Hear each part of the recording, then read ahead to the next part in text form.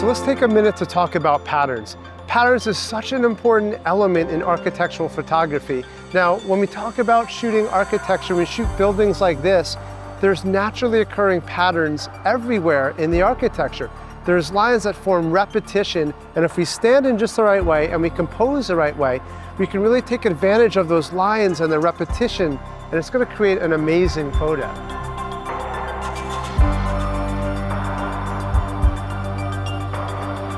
Let's focus in on the details, and before I do, I already know I'm going to switch over to black and white mode. It just removes the color as an element in a conversation and lets me and the viewer focus on more of the geometry and the lines that's created by the architecture.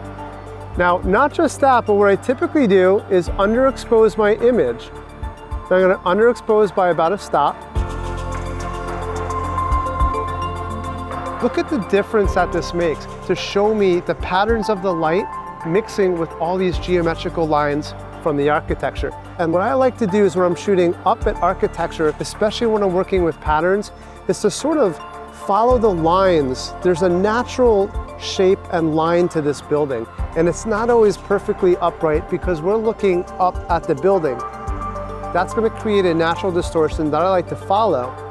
And they're going to go to my 3x, and by simply zooming in, now I'm really removing the context of this image, and what I'm trying to do is focus just on these lines and patterns, and I'm sort of rotating my phone until I can get these patterns almost converging to the top left of my screen here. And I want to just get this composition just about here.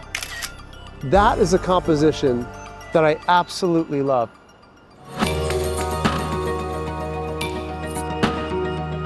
So now that we have that pattern, another really interesting thing that we're going to look for here is a pattern interrupted.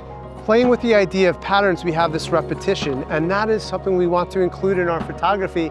But anytime we get that, I'm always looking for something that's a little bit different. Maybe one window that's open in a sea of closed windows. We're looking for that focal point and that pattern break.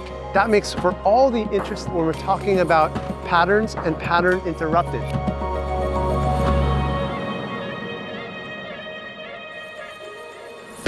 This is what I'm talking about here. Just one window that has a lamp on.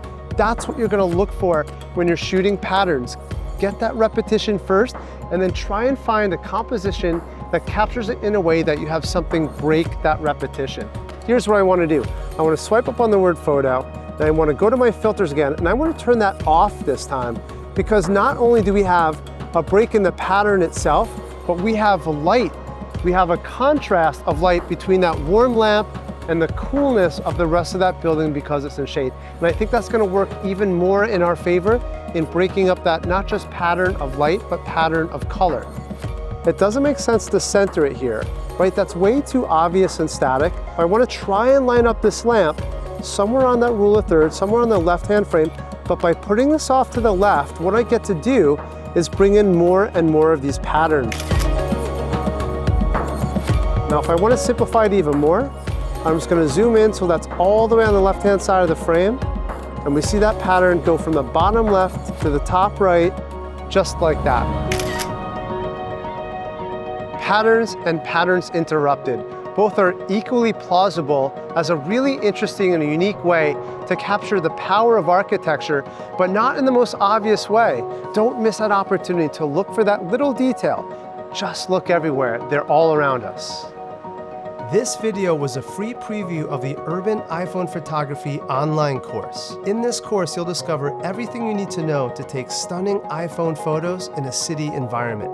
Whether you find yourself commuting to work or visiting a famous metropolis, you're going to know exactly what to do to capture the unique character of that city.